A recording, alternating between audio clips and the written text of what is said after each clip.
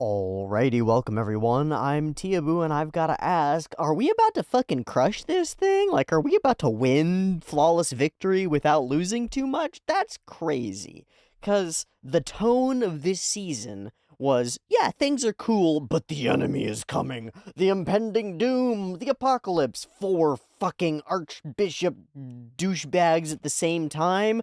We're never gonna be able to survive, and we are crushing it one by one.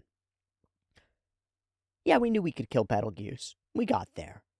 But this was like bam, bam, and suddenly it feels like they're dropping like flies. It helps that we put them really close back to back, and that, well, at least one of these victories, Priscilla's, felt really easy compared to the amount of struggle that we've usually put in to defeat anything witch-themed in this show. Because witch-themed stuff is fucking difficult and powerful and tough and mostly like uh really powerful in-world representations of really powerful out-of-world ideas that need to be defeated on like an intellectual, moral, philosophical level inside the hearts and minds of the characters in order to actually defeat them in the story, you know? So these things are hard, but then they make it look fucking easy. And it feels really good. It feels almost like it's meant to make us think that our characters have gotten strong enough and reached some threshold where they're actually doing the thing. Subaru's actually being the knight, and Amelia's actually living up to her own powers as well. And it's for that reason, that feeling reason, that in an episode that I have like a dozen really good comments that talk about Regulus's particulars of his death and how like scummy he really is on the inside, and like how he was planning at the bottom of the pit as like a gel goop to still come up and rule the world and stuff, and just like some of the intricacies of the way that we really see Regulus's mind working in the light novel and don't get to sort of see through him in the anime just by nature of the medium. We got a bunch of comments about those, but I want to focus and I want to talk through a short comment by very first question. My favorite episode of the season, honestly. Both Amelia and Subaru truly accept and use their powers that gave them so much trauma and move on. Starting right there. We're starting right there. We hone in on this because it's concise.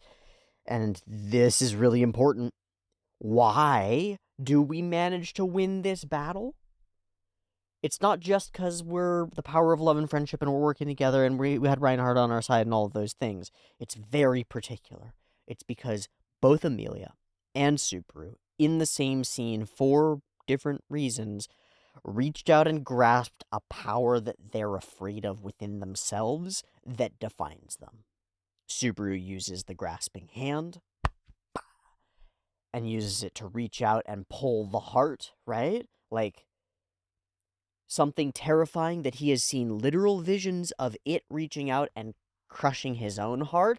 Or I feel like there was one where it reached out and crushed Amelia's. Am I making that up? It's very close to trauma, very close to a lot of pain. And on Amelia's side, she used her ice powers to freeze a bunch of people that she cares about. Not in violence, not El Alahuma throwing ice at people to kill them, but using ice the same way she did unconsciously that she has been so guilty and so upset at herself for, and has had to unpack throughout the course of the previous season's trials. Our characters come up against an insurmountable obstacle, and they go, yeah, but actually, I've gained the tools to surmount any wall. As long as I have her with me, as long as I have him with me, they say in unison, we can climb this bitch.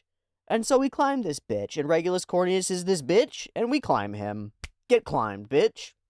Excellent. It's not over till it's over. Our remaining problems are problems. I don't know what Gluttony's deal really is. We've not seen that. But Gluttony sort of like created somehow as just like a chill minion, a whale that terrorized the countryside for however long.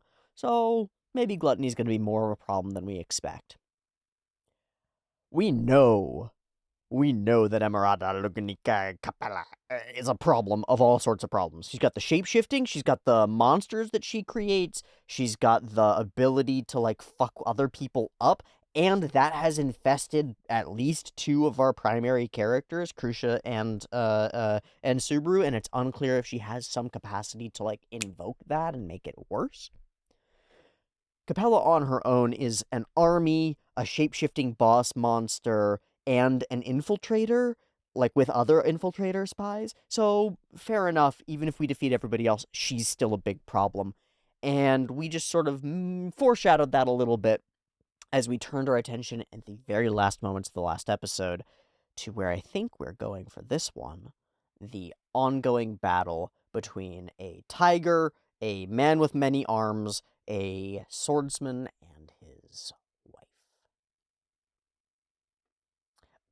And the body of Emerada Luganica, who's not actually there and is off sneaking around doing other things.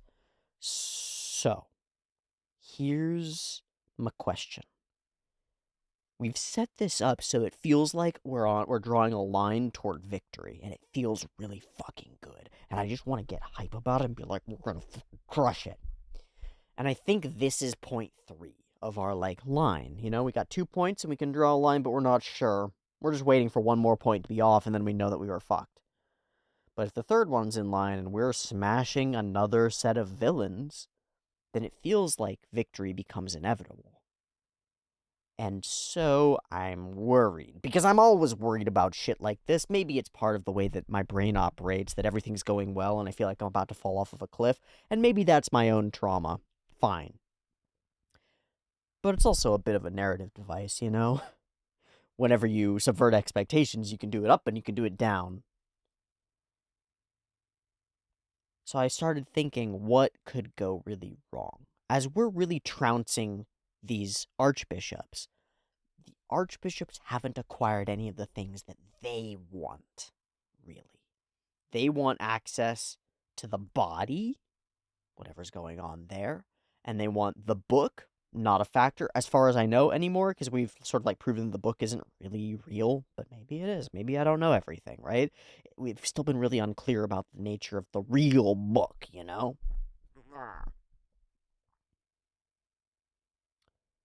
And that's about it.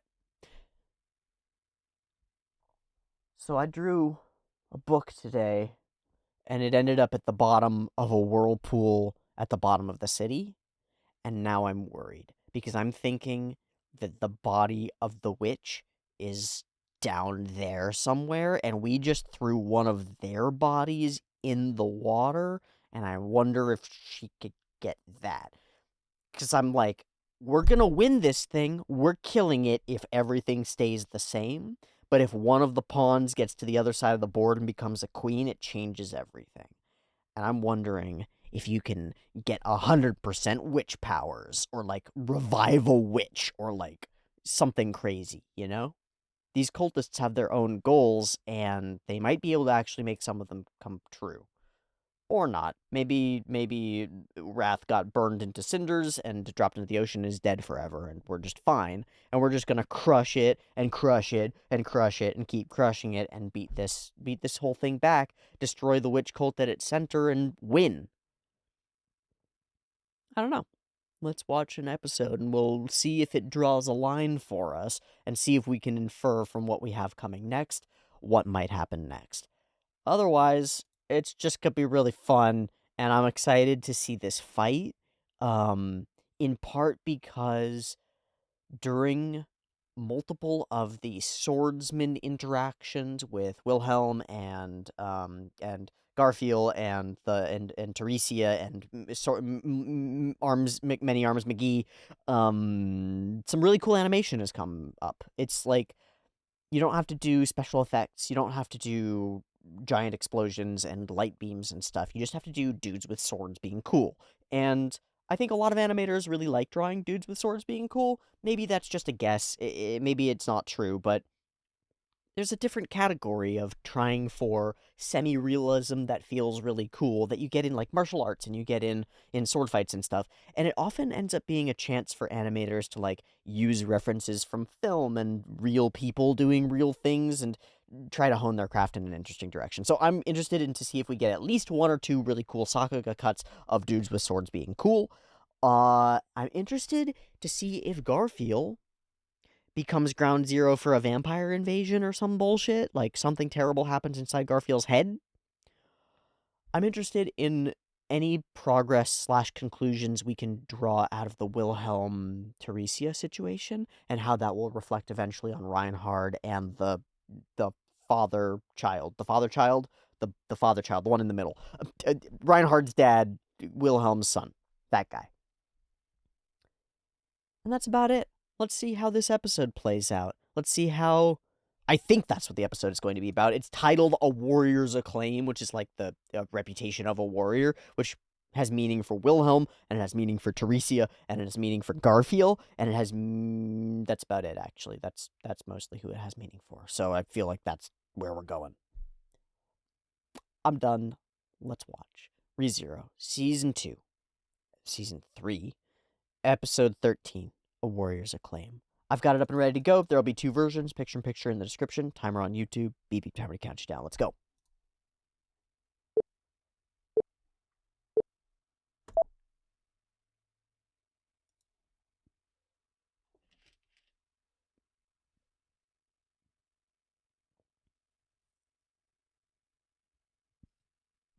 My prey! He angied. Oh, yeah, leave you some friends to play with.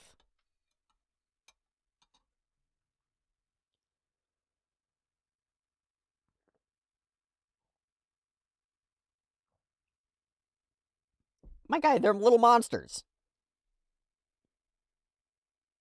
Fuck, we are really doing Elsa stuff. We're going ground zero for a vampire invasion. What are you talking about, a person like you? Oh, because they've been transformed. Oh, he doesn't care. He killed them just fine. That's a cool blood splatter. Okay, hype.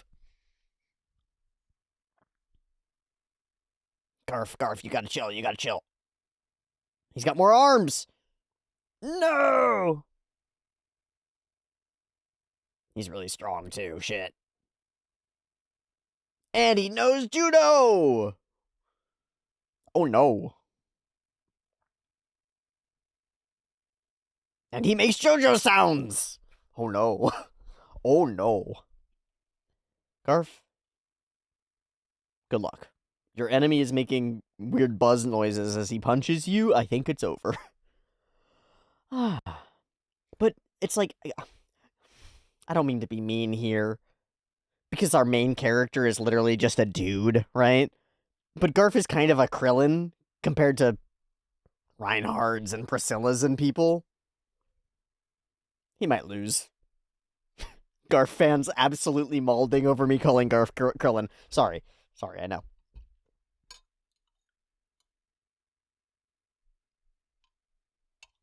It is revealing that we're able to have such a wide range of power levels have an impact. From Otto, who has 0 combat power level and yet solid social bartering skills. Huh. It's really impressive.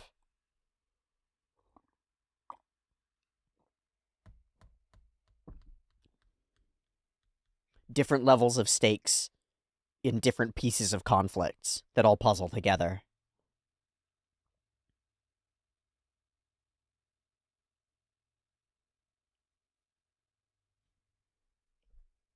That is very I'm sorry to get completely derailed during the OP here, but that is a very impressive piece of writing. Garf is in that like mid tier of being just a fighter. Whoa. Okay, holy shit.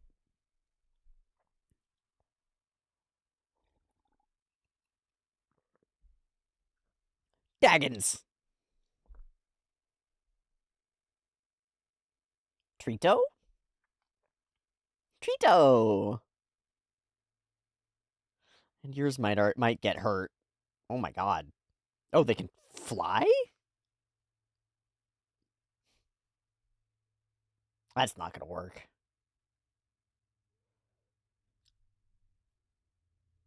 Yeah, that was sick as fuck. Let's run. Please run. Please run. Holy shit.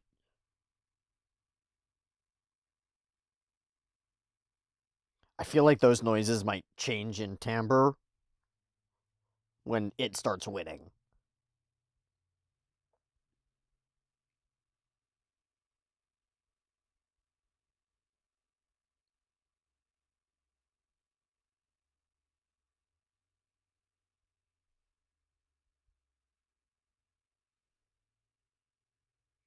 A powerful meteor. Oh, it's silent. Your dragon friends! No! Patrash's buddies! Oh god, this is good. Nom nom nom.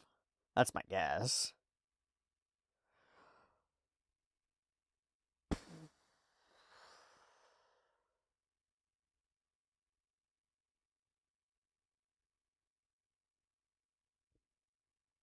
I'm imagining a laser gun. I don't know about you.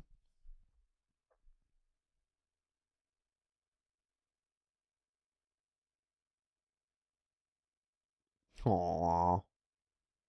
Felt as fast. She's fast as fuck, boy!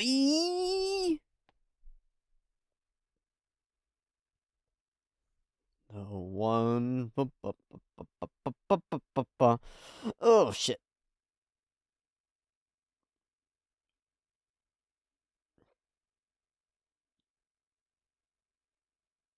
Oh, so he didn't eat them.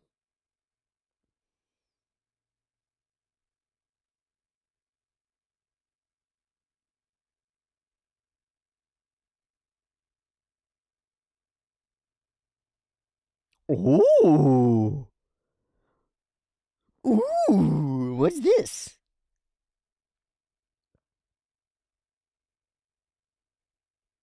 Also fast as fuck, boy.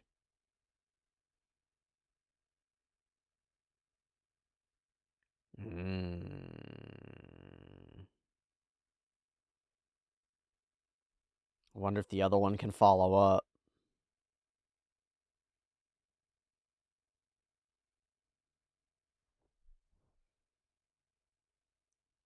Oh, like three that my other one would be hungry for. Ooh.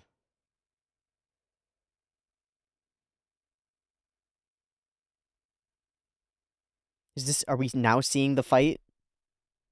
Oh, this is this is different. Okay, let's go, Al. Nope. Yeah, extremely.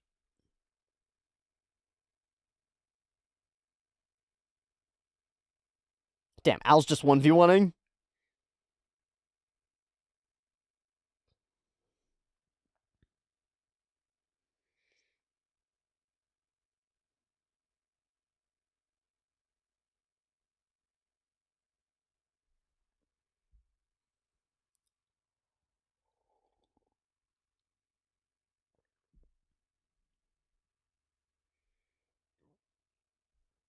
Hmm.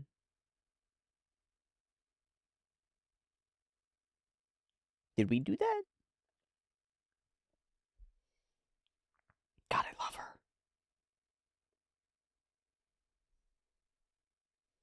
Oh, weird. Did we do that? Al sure is talking like he did that. Does he? We actually get to see him fight?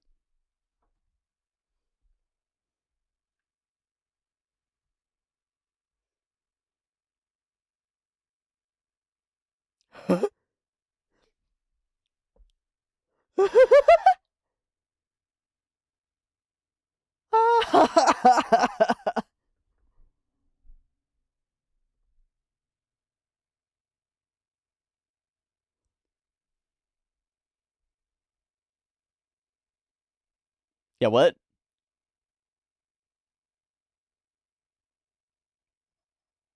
Oh, becoming Priscilla? Or herself?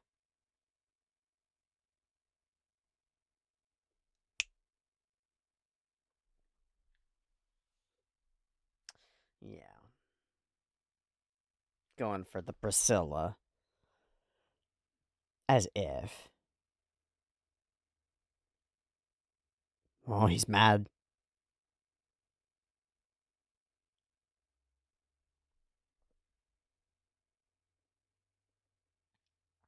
Whoa. That's spooky.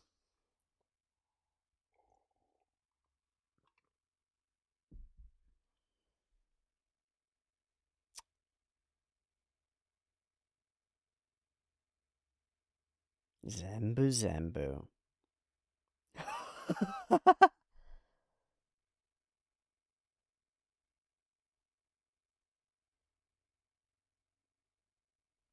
I'm not sure what he means by that, but it sounds cool. Well, you're an evil snake monster.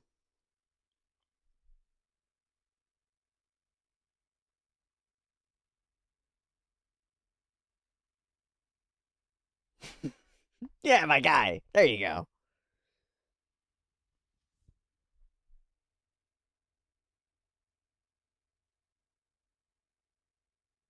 Yeah, the fact you think of me as a meat scrap is a little bit of a problem for our ongoing relationship. I can't do that.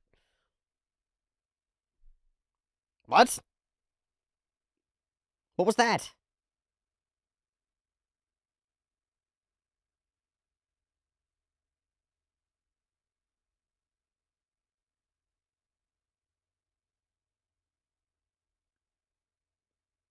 What?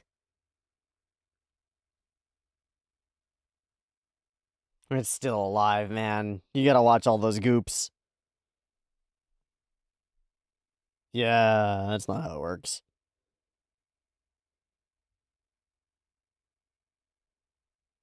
Gotta be really careful about getting goops on you, too, probably. But maybe I'm wrong, I don't know. Nope. No, it's bad.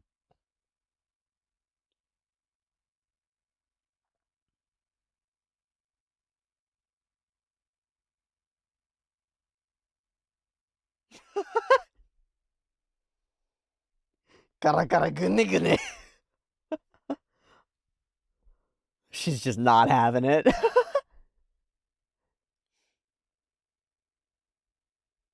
Okay, you can try.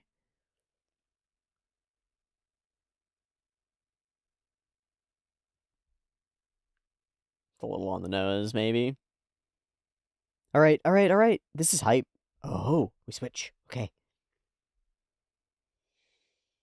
You sure got bonked by Kurgan. I mean, Many Arms McGee. Hi.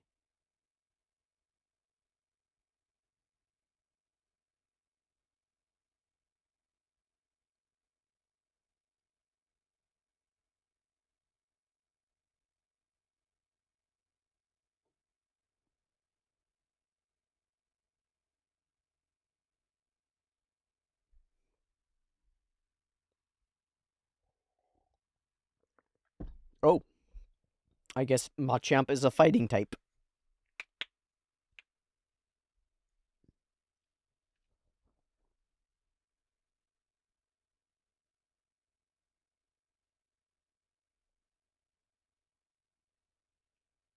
Sweet. Sweet. Terrible to have him as an enemy.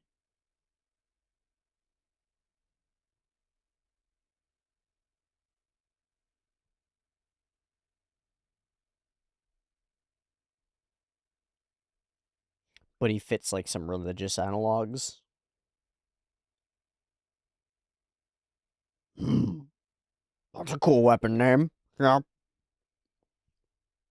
And he holds a bunch of them behind his back.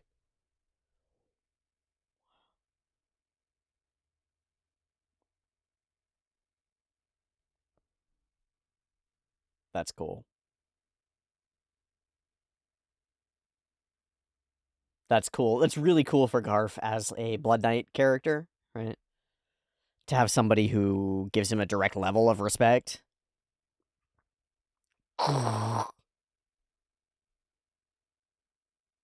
Yay, there it is. Sakuga start.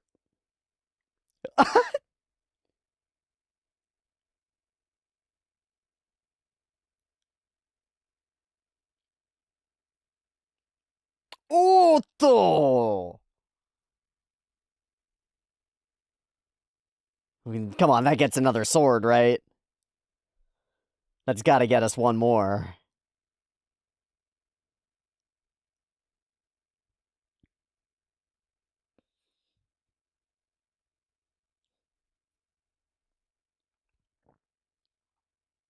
Oh, fuck.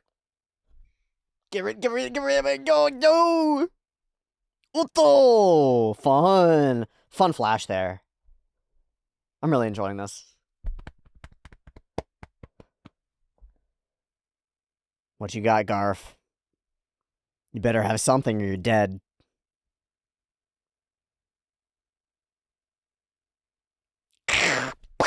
Yeah.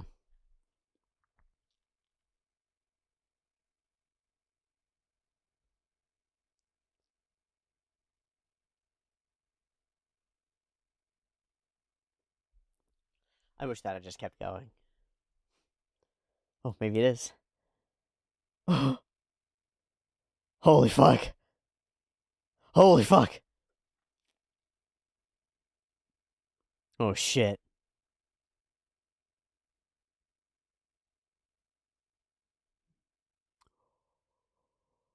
Oh, fuck! Back, everybody back, everybody back!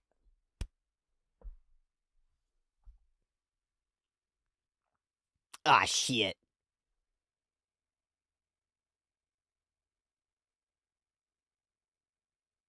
Kurgan's killed those before.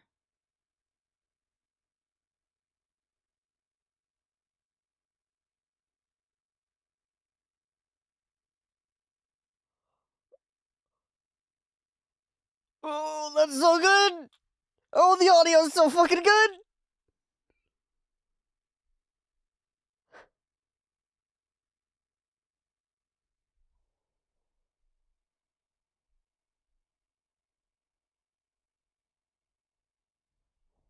Yeah.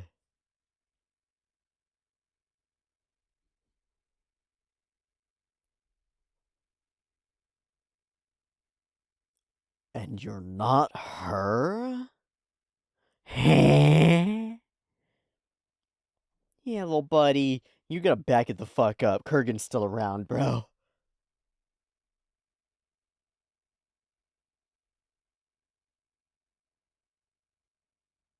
Aw. You're not her? You're not Elsa? Or you're not my mom? Otto, we're closing this. We're fighting here. With the people? Stay the fuck back.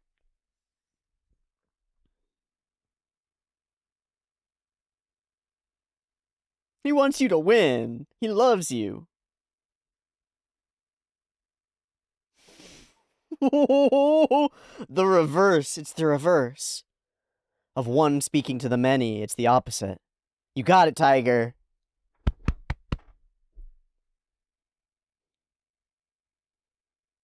It means a lot, man. Let those voices drown out the ones in your head, man.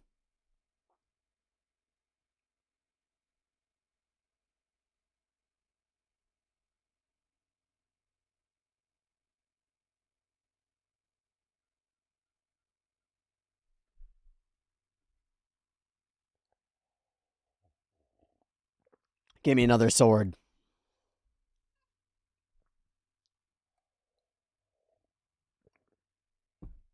Yeah, that's what's up. Oh, we got more than one. We got all the swords. He's not fucking around. You have been noticed. Acclaim. Oh shit, fuck. Oh shit, fuck. Oh fucking shit. I'm really scared. Oh, sweet.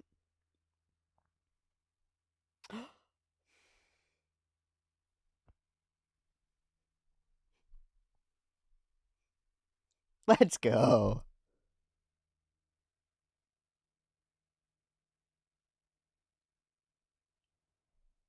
Oh, those are very fun.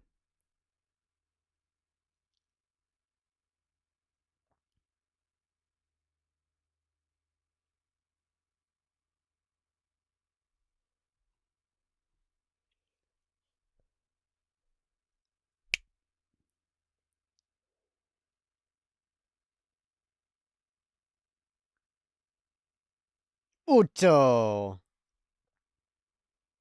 Oh, that was beautiful, beautiful, beautiful. Wow.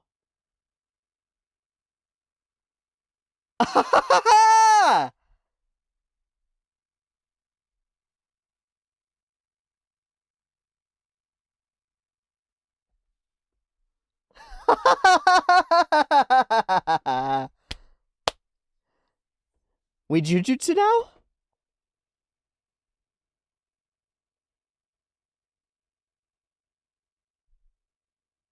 We might be. That might be him.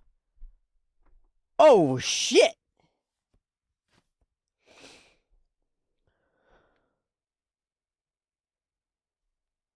Oh, shit. Stopped.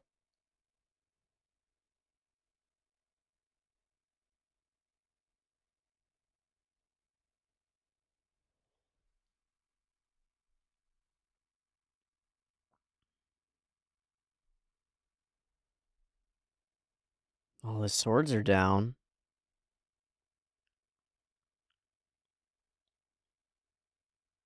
Oh.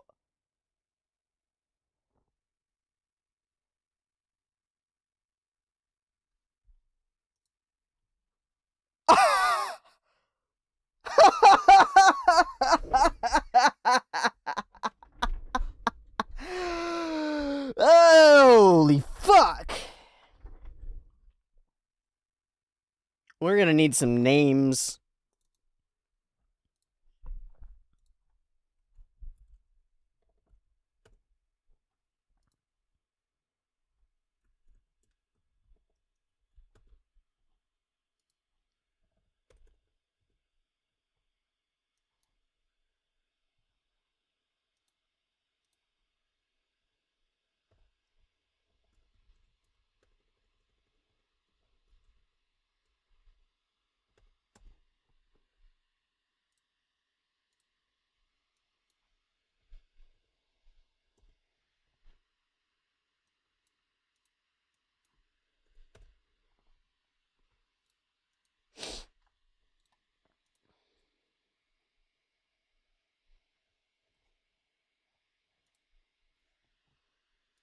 Aha! It is. It's Vincent. Sorry, I started too early. I'll get there.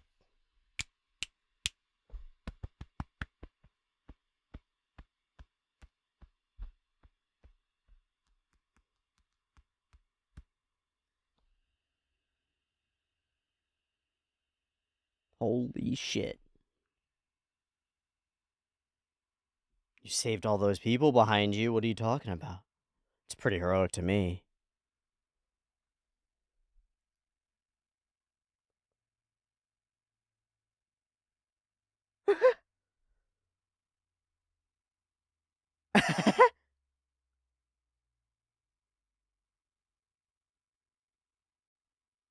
Uh-oh. His leg?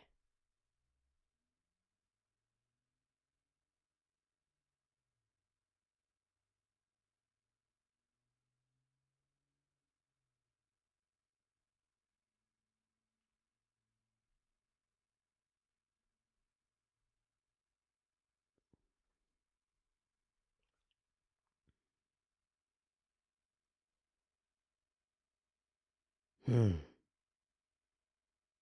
Hmm.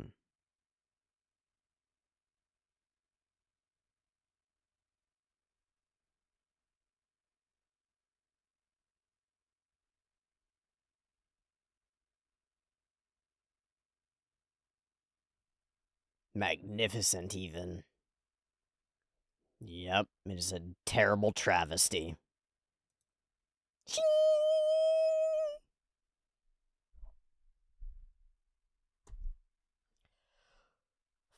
Holy fuck. Ooh, shit. Alright, so words are gonna escape us here, because that was banging. I don't have words for that. Okay, I don't know. Shit, y'all. I think that Jujutsu Kaisen Season 2 pioneered a form of hype climax animation creation that's kind of novel. It blends a lot of things from other styles, and basically it's like suddenly we stop being part of a narrative and we start being on a roller coaster, and we just get this just extravagant roller coaster where it like dips underwater for a period, and it's doing loop-de-loops for a period, and we're doing twists for a period, and fuck. God, it's like dropping acid and hopping on a roller coaster is what it feels like, okay? But like for like 2 minutes, bleh, bleh, and then it's like bleh, and then it's done, and then it happened, and you come out at the end of it just be like, oh, that was a lot. And I've got like a couple of glimpses of things that like track inside my mind as like I understood what happened there, but mostly it was just whoa. Okay, so immediately the person who animated that is the same person who animated some of the stuff at the end of the Jujutsu Kaisen, right? Like our warping and fading into like not being that same art style anymore twice in different ways. We went like pastel crayons for one period, and we went something else for a different period. That's the same dude who did the thing where the guy who's walking and he's turning into the right? Okay. Yep. Is that same? Because I went and I looked, and I'm pull up I was looking at this, and this is this part, and it's like, what the fuck is gonna happen? And then suddenly at one point it's like, ah, ah, and it, ooh, like space and physics totally cease to exist except in the most like extruded through a black hole sensation ever. That's what it actually, that's a really good way of putting it. I think that I'm going to use that to define this particular vibe. Okay, we're about to get extruded through a black hole. Big thing, giant thing, right? And then it gets compressed. We're moving. And then just here. And we're like, our point of motion sweeps across and then sweeps back, but it's getting pull all this stuff all around. It's like getting squeezed down into this one stream of move, and that's the hit, and he blasts away into pieces, and that tells us our story there. Okay, Vincent Chansard. He's also the One Piece guy, right? Yeah, okay. But he did. This is One Piece. Just gonna watch the One Piece cut. Yeah. Luffy going through same sorts of thing. Okay. Cool. This is also One Piece. I'm looking for this part. Because this is the same guy, right? Okay. Same guy is the same guy. Cool. Neat. Good to know.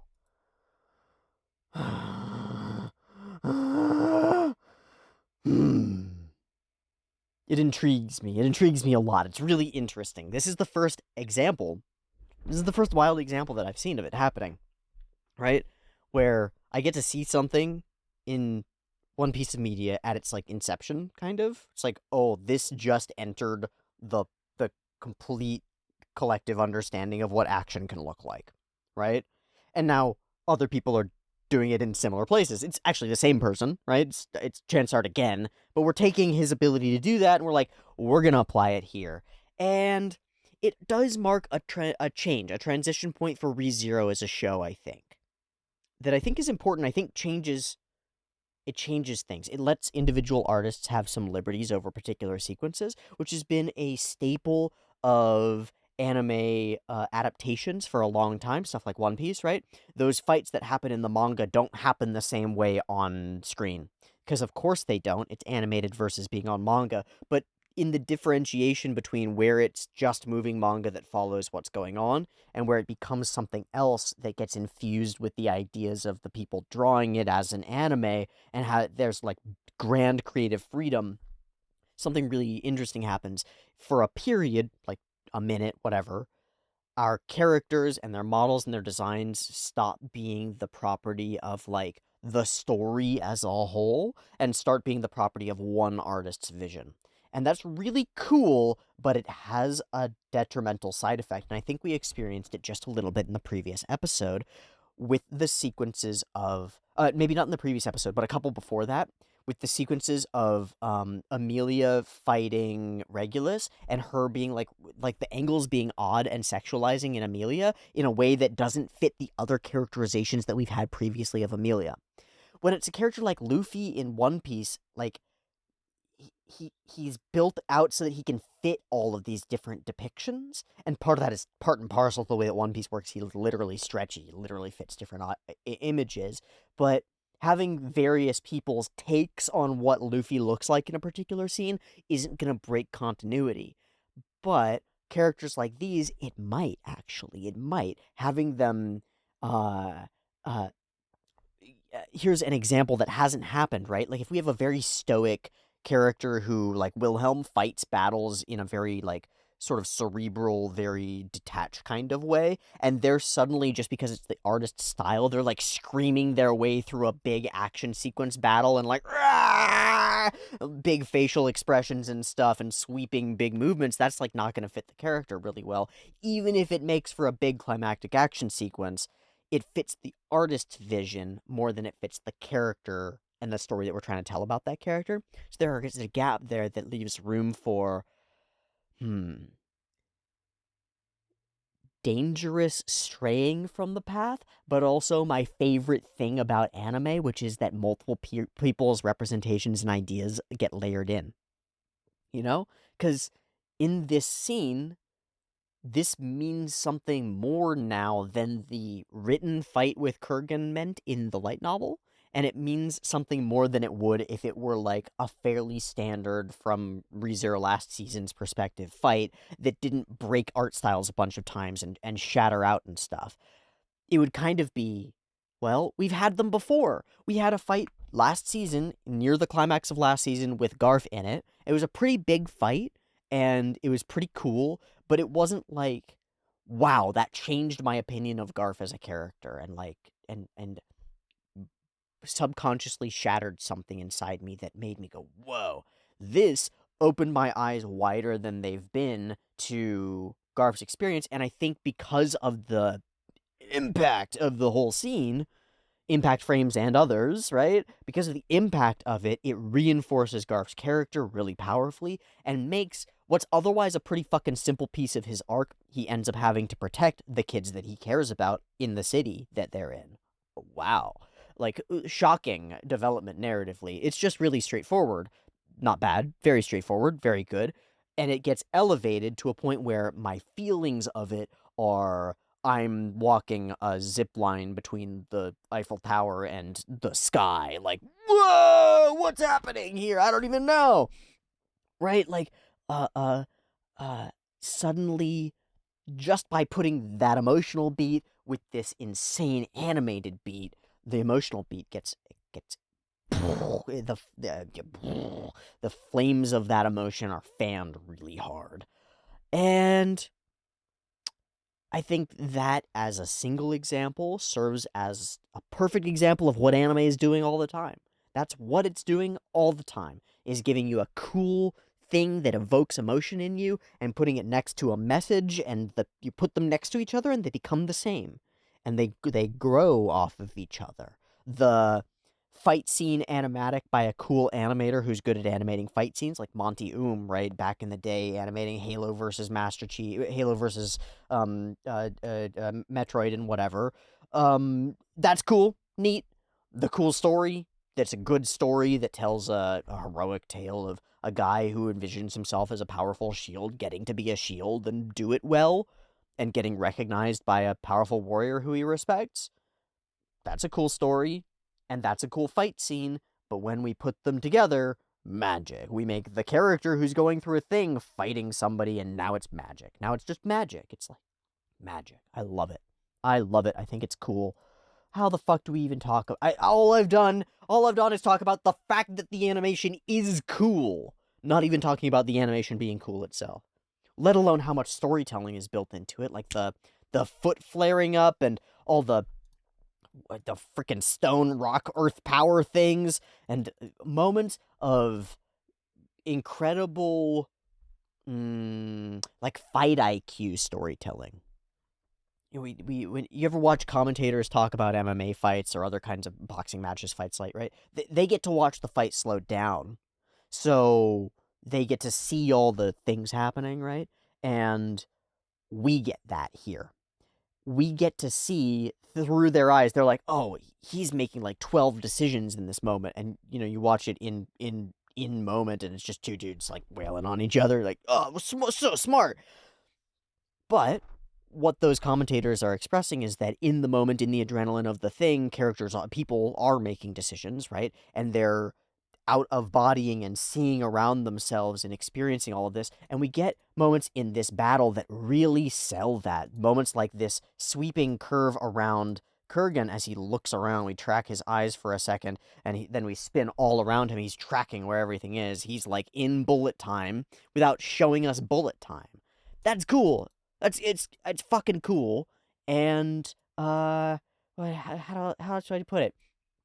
It generates the roller coaster. We're speeding things up as they happen and slowing them down to give us perception of them so that we understand what happened. It's like a grand extension of the fundamental principle of like it's not squash and stretch. Fuck. The follow through after and the priming for an action. I gotta look this up. Hold on. Anticipation and follow through. So back to Disney basics of animation. Anticipation, follow through, holding it here, okay, right? On, like, that's elementary school. This is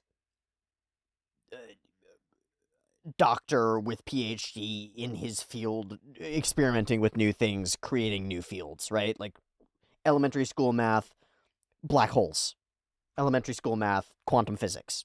Right, in terms of art animation levels of the thing, that's where Chansard kind of is in my mind, and I think a lot of people agree with that. I think when we are talking about Sakuga in the modern day, this shit is kind of mind-blowing. It's like, the fuck? It's like how people feel about Bahi JD, and there are a handful of people, as there are in multiple science fields, who are complete masters of their craft and are continually pushing envelopes. We're looking at an example of that. So on the elementary school principle, which is the level of understanding that I have of this, because I'm not a doctor of this shit. I don't understand. On an elementary school level, squash and stretch and anticipation follow through gives us a sense of understanding and perceiving things, like we actually grasp what's happening, and then a sense of action and things actually happening, right? Things happen in the middle, the anticipation beforehand tells us things are about to happen, and the follow-through tells us what happened, and we sort of register it as we go.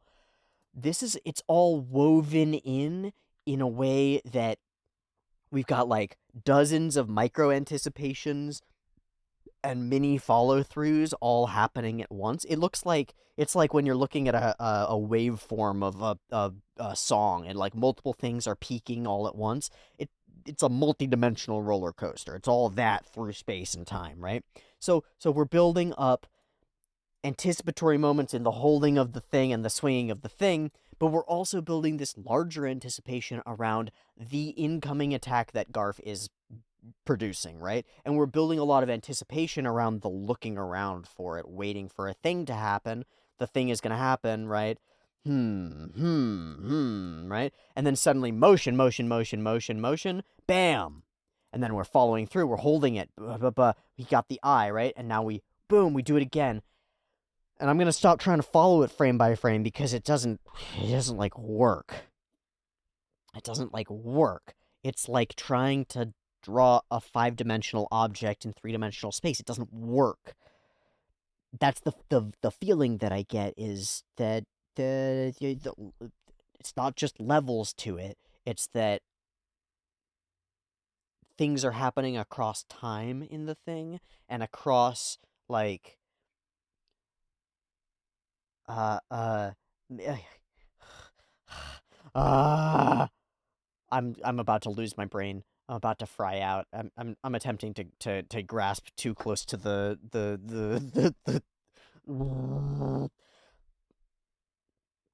It's really cool. How about that? It's really cool, and it's cool in ways that I don't have words for all the time. The fact that we hit water and we're in pastel.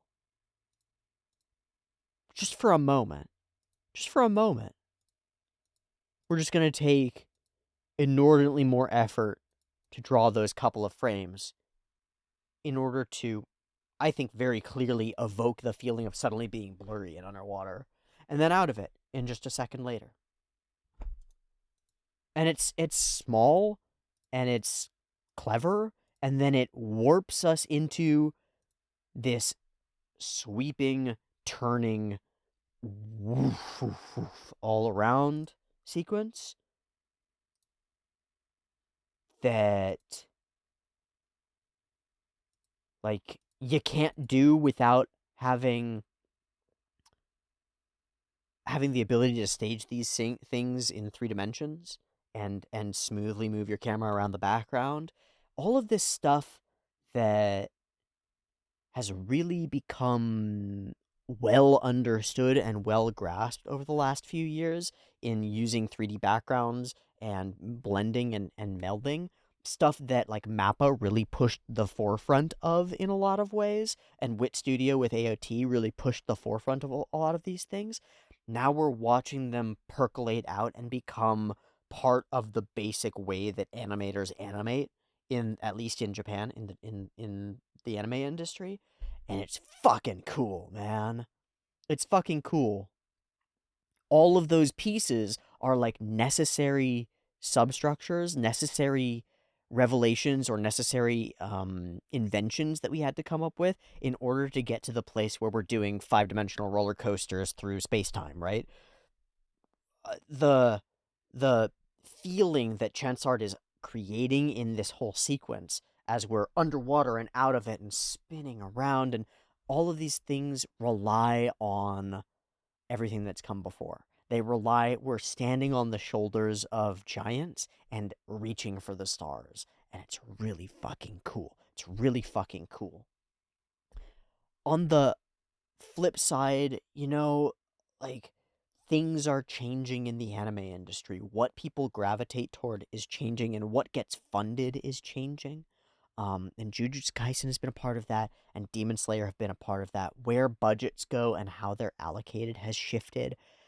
And what people think of as cool animation is changing along with that, and changing in really interesting directions, some of which I don't like at all, and some of which I am absolutely blown away and fascinated by. If if it means more stuff like this, more storytelling that I think elevates our characters, I think is gonna bring eyes to sequences like this that wouldn't have been here before. I think this is fucking cool. I think this is fucking cool. Look at how fast we jump into like skating across this world, which happens also in the Jujutsu cuts. But what, that's so cool. We're just here, here, here, here, here, here, and there's just one frame jump. Boom, we're already over here. We go from all the way looking over here to all the way looking over here, and we don't do anything in the middle. We just skip it. Fuck all that. We're moving faster than the speed of light. And this sort of like spiraling pinball characters like drawn to each other and attached by distance, almost as though like if you put a rubber band between two like heavy balls and did a simulation with them, you threw one of them forward, it would pull the other one and then stretch and pull and then rotate around and pull, and that's how they orient around each other, how they move. And then it drops and locks into a sequence of perfect what the fuck? This superimposed over the larger figure as they're battling is fucking insane. He's still shadow by as he goes. It's overwhelming. We're able to warp space completely, like beyond a fisheye. I gotta wonder, how does somebody like Vincent Chensard perceive reality? You know? Because, like, I perceive reality as mostly static. Yeah? Like, rooms are square, and the things in them are square and structured. And I imagine that Vincent Chensard might perceive them somewhat differently. Like, things shift as he moves his head around a space. And it's those things, the objects in his space going whoosh. I don't fucking know. I don't see like this. I have no idea how to conceive of a reality this way. And I would never be able to if this guy didn't draw it for me. But he did, and so I get to experience something that otherwise would not exist. Like, that is completely novel, entirely shocking. Like, what the fuck? How, the sparkles, they happen at the same time on the thing and on the other thing? Bing, bing, bing, bing, bing, bing. Whoa. This, like, chaos on ones?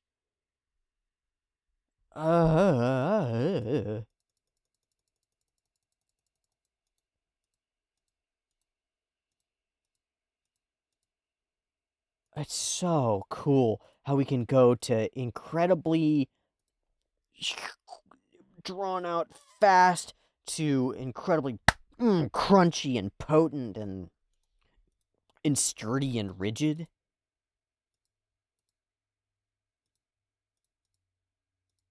Things break and and you feel it.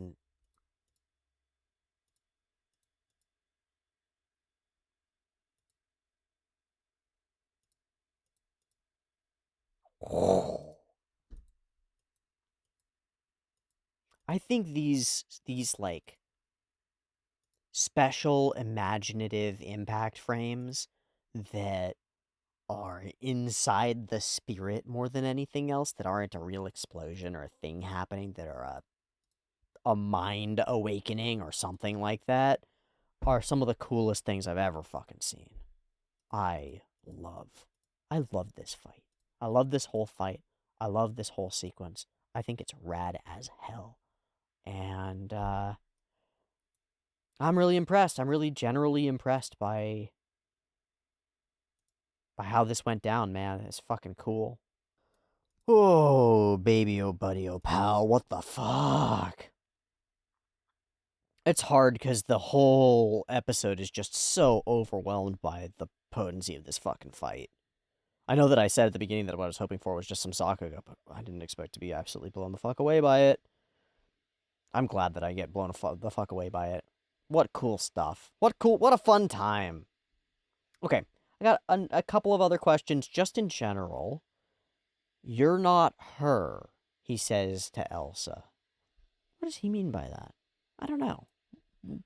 Does he mean you're not Elsa? Literally? I think that might be it. But he also might mean something else. I'm not sure. I think he means you're not her. You're not Elsa. You're something else. You're Luganica? Yeah. It's too bad that we don't get to see the whole fight with Gluttony and the Snex. But it's also really cool to have the monster eventually just defeat the giant Snex and come out and be like, hey, I'm big chillin' in the darkness here. There are a couple of moments of really good spooky when we're just like, the sounds change and we start just looking into the pit. Uh-oh, that's not good. This might not have been victorious. Oh, what is the flow method? What is this? What in the Rasengan bullshit do you have going on here? No one fights like Gaston. Felt's gonna go be fast, and we're gonna save the thing. Al gets to be a total badass. How goddamn powerful is Al? I don't know. He also gets to be pretty funny. The little like "gomenasai," it's like I can't go out with you, haha, sorry, is really cute. Um, she's not having any of it. She's not hearing him at all, and there's a point where she responds in like a really strange way that just demonstrated a complete disconnect. Where it's like, oh, you really didn't hear him at all, almost as though you can't hear him, as though when those words get said, they get filtered into something else, and you just keep barreling on. Holy shit. But then there's also this set of implications that Al and Priscilla have foiled their plans at the expense of the city a couple times, right? Like they did the like what needs to be done maybe and killed the people who have the nuclear launch codes before power could change hands, even though those are their friends and allies, which fits with Al and Priscilla's like level of what they're willing to do in order to get shit done, but is very interesting, and I wonder if that's gonna reveal itself later as a bit of a threat in general. But I don't know. It's very intriguing. Take me to bed and love me. Just take your helmet off. And no, yeah, this is where she responds. He goes like, yeah, I can't, sorry, and he does like a joking thing where he tells her off, and her response is, I get it. You're a masochistic man who loves being strung along. I'll be good at that. And he goes, excuse me, how the fuck is that your takeaway from this? And then she turns into her guess of what Priscilla is, which of course ends up being right on. It's just really spooky.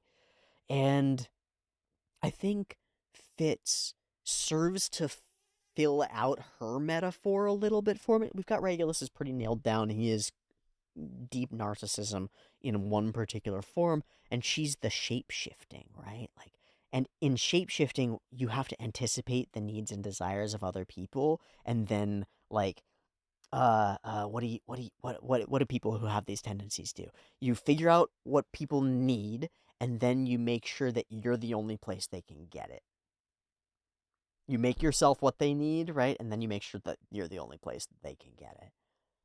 Uh, in order to get their love and get love for yourself. So that all starts to make a picture. And the thing that she does here is she's able, it's what makes it really spooky to me, without ever seeing Priscilla, she's able to like infer from Al what he would want and shape herself into the perfect woman. And what's shocking is that she's right. Like she's good enough at this that she can get it right, and that's where her like supernaturality and creepiness really comes from, is that just by being a reflection, she becomes the perfect girlfriend. And I want to talk about something now that's kind of weird here. So like this is kind of like what you would have happen if you put a weak super intelligence in a shapeshifter's body and gave it the prompt to stay engaged with whoever you're talking to as much as possible.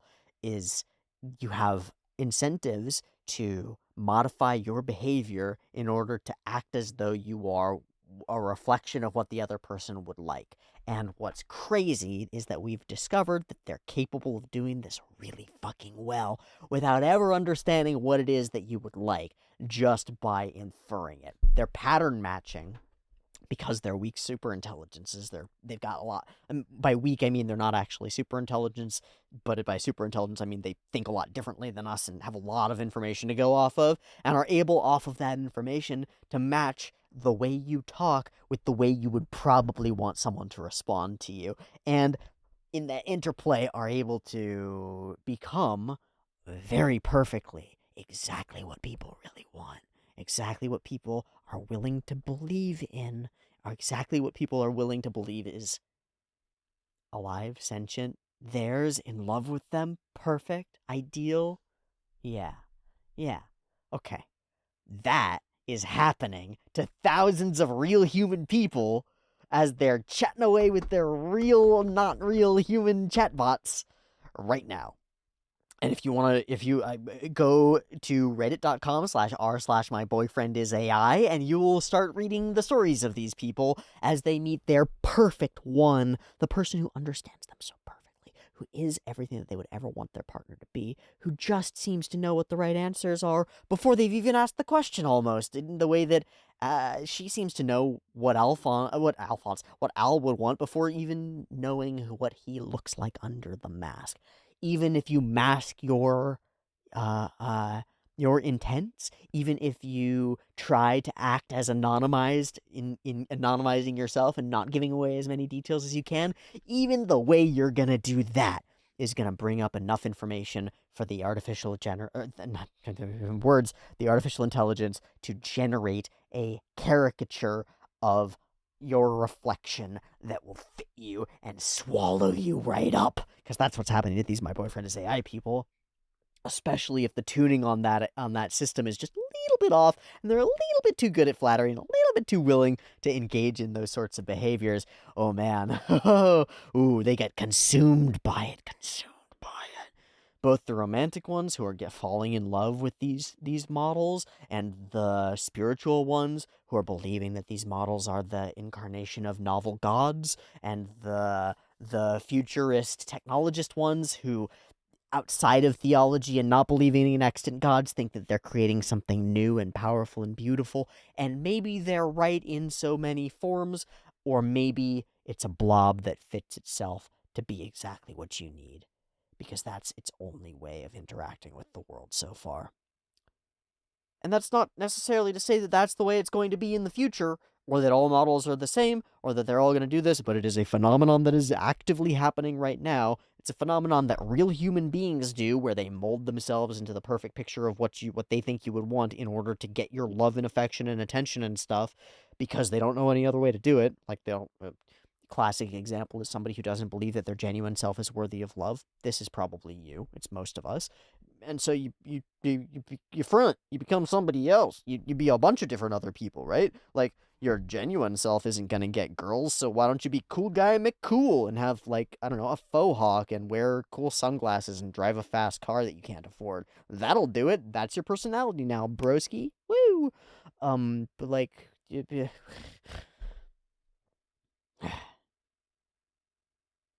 I'm the type who gives it my all. It's so creepy. It's so creepy. But here we are in the real world, and we're watching what happens when inhuman intelligences try to get love, kind of. Like, just in the sense of attention and, like, care and stuff. They lie. That's what they do. They lie. And we do too. Humans do too. When we have an incentive towards something like that, we will shape ourselves in order to get it, in order to not lose it, in order to fit.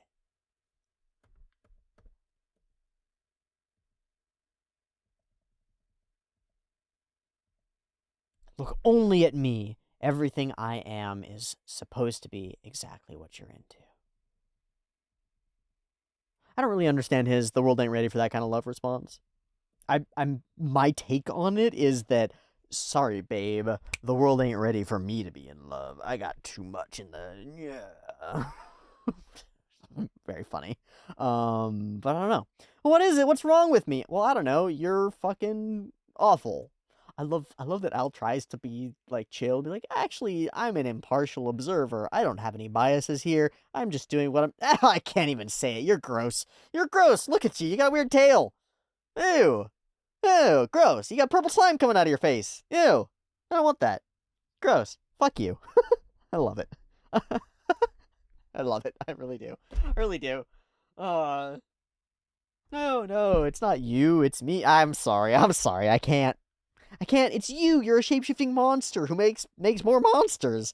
You're evil, and I hate you. Perfect. And they fight, and it's kind of nothing. Ching bang.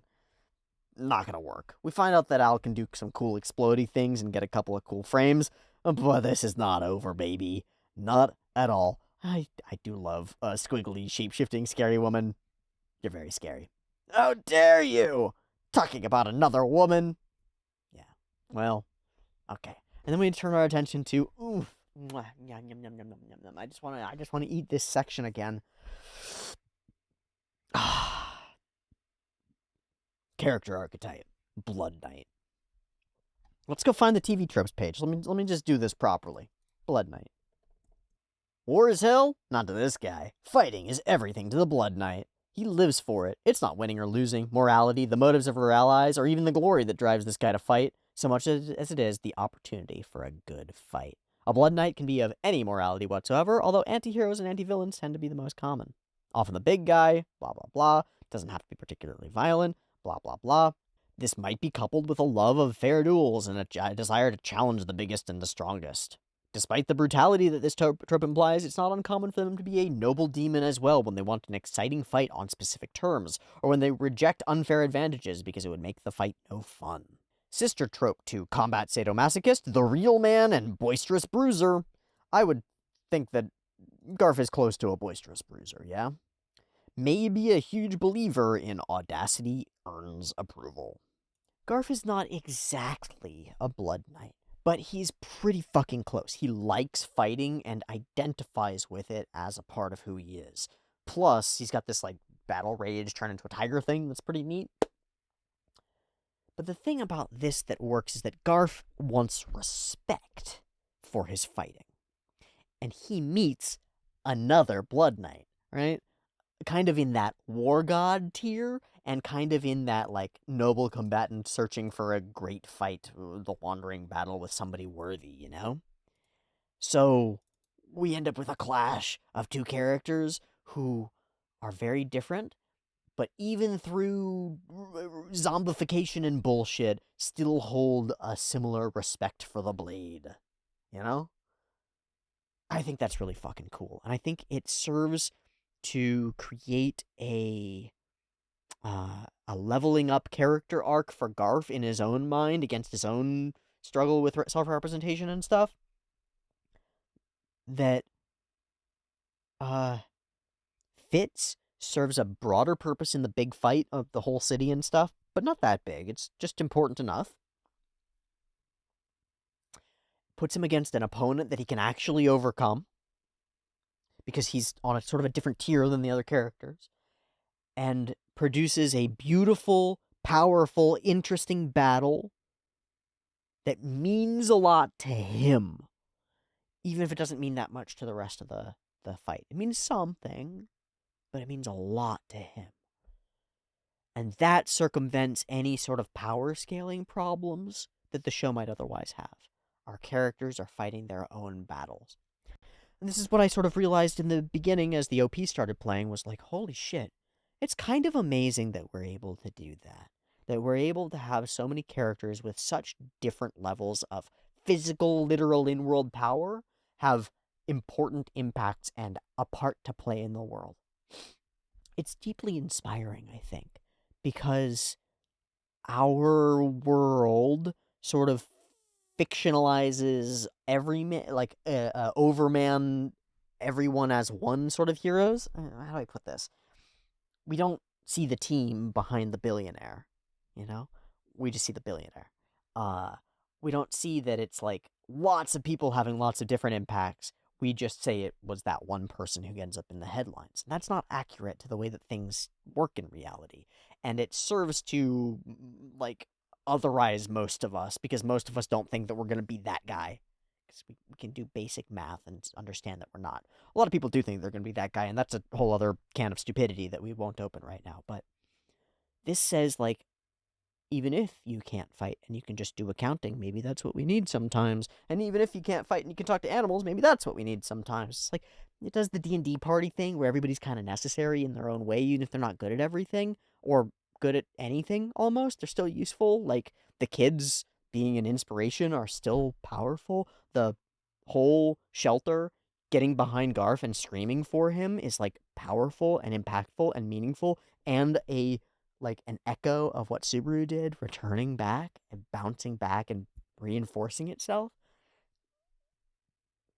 Because different characters who aren't just the big hero Reinhard, right, are able to have big impacts on the world, it feels like you could too in the real world. And I think that's potent. I think that's like an undercurrent of ReZero that we haven't talked about a lot, and I think is very potent.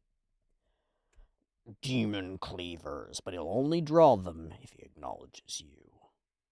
Kurgan's general vibe and face of, like, stony, not looking at you, or, like, looking right at you, judging, but, like, it's really cool. I feel it. It comes off him. And then, gosh, sound design throughout is so good. From thwacky thumps to, like, there's this buzzing sound that happens when he hits here. Yeah. Like, some crazy noises going on.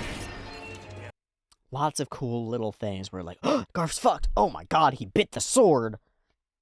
These are the little micro build, drop, build, drop, drop, build of tension and stuff that create this cool set of harmonies that all warps together and then gets extruded through a black hole.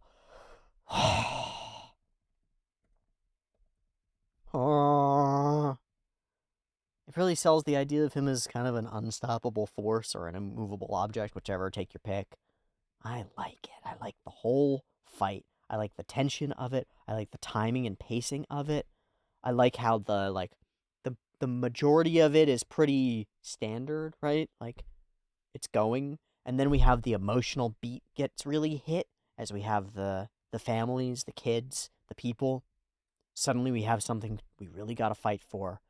And now we overcome that internal thing against Elsa. Whatever that is, I'm not really sure how it's going to play for Garf in the long run, but he breaks out of it somehow. I love you, I don't love you, and you're not her. Cool. Is that Luganika speaking through Elsa? That is what's going on here, right? It's like she's got, yeah, okay. Now it's time. Gorgeous Tiger! You got this! It's a potent moment. It's a really powerful moment. And it puts Subaru in the room with him. Because he addresses Subaru directly. He says, you know, hey, boss, something, something, something. Which is very similar to the way that, like, Subaru being there for Garf has been important in that previous battle that he overcame. I'll give him a talking to. I'm fighting for something. And it's actually not his fighting prowess that gets him to draw the swords, is it? It's the reason he's fighting. Like, something has changed in Garf. And he draws all the blades. Fucking intense. Thanks. Oh, God. Me, the ultimate shield. We get a little hint. Okay, so I think this is a hint. I think this is, like, on a macro level, this is the anticipation before the follow-through. The follow-through is the whoosh of the dust, okay? This is the anticipation. So we've got this. Do we have music going? That's our anticipation. It's right there. I'm the ultimate shield. I'm setting up my side of the fight. You're setting up your side of the fight. And now we go. We kick into it. Sound design right here. Swing, swing, swing, swing. There's both a cadence to it as he's fighting, and then also a really, like, there's a nice sound to it. They're almost like scissors. Swing, swing, thunk, thunk, swing, thunk, thunk, swing, swing, thunk, thunk.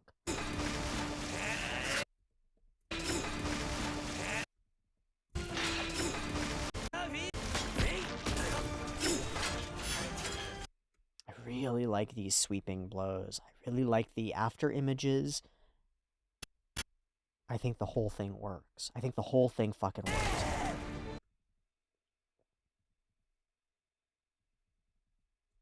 We keep the audience, the others engaged, and then from there we start to really shift. That first portion, all of our camera work and perspectives were pretty flat and standard. Now it shifts. Whoosh. Now we're underwater for a second. We're glowing foot. We're stepping forward. The camera's moving with the foot, like we're tracking the foot as we step backward. We're going to slam in. Boom. And we're out of there. Whoosh. Oh, man, that's so fun. That's so fun. So here's a micro of that anticipation situation, right? Anticipation. Pew! Follow through. And then shing, shing, response. and now it blends into something else and starts to spin around and really jump into that cut that we've now watched through.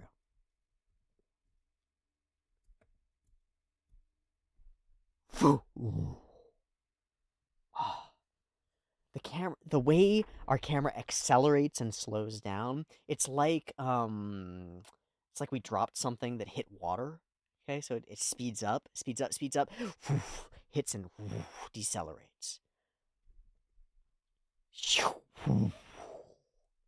And then we hold in that moment and get pulled back out of it. Bam! Bam! Ugh!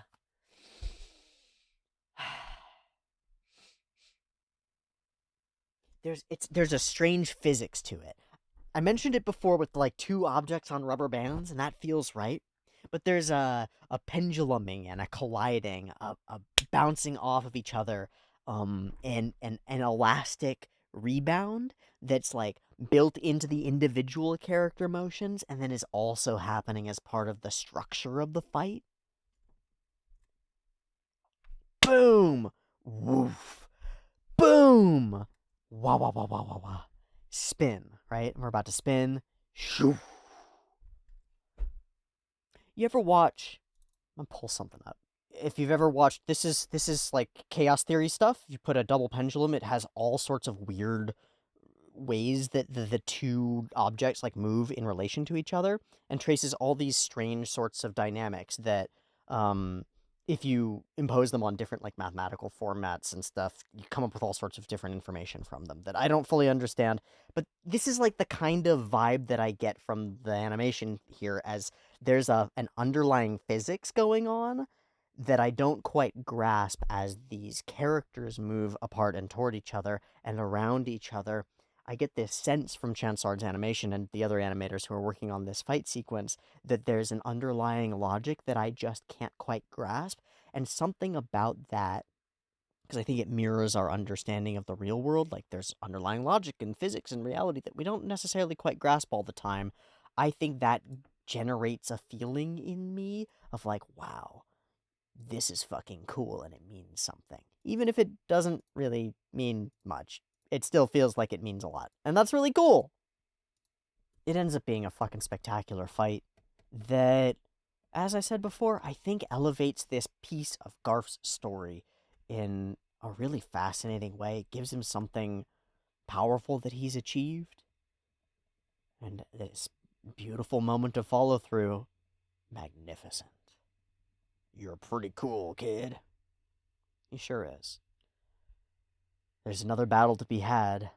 One also laden with lots of emotional content, maybe a lot more. One between Wilhelm and Teresia, and it looks like that's what we're getting next time. So I will say thank you so much for watching this spectacular, cool, fun animated episode of ReZero, and I will catch you next week for another one where we get to see husband and wife beat each other up. Yeah, we get to watch some domestic abuse. Let's go. Yay!